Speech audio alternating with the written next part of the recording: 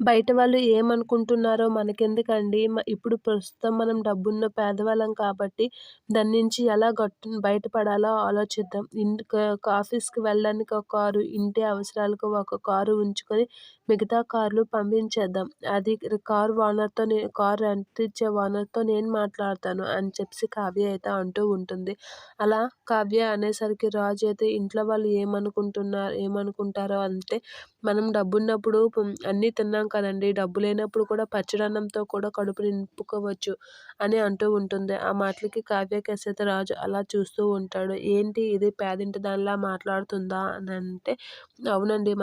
నేను పేదింటి దానిలా మాట్లాడినా మనం ఇప్పుడున్నది డబ్బు ఉన్న పేదవాళ్ళమే. ఈ డబ్బున్న పేదవాళ్ళం నుంచి మన స్థాయికి మనం రావాలి అంటే ఏమాత్రం కష్టపడక తప్పదండి అని చెప్పేసి కావ్య అయితే రాజుకి చెప్తూ ఉంటుంది. ఇక రాజు అయితే ఆలోచిస్తూ ఉంటాడు.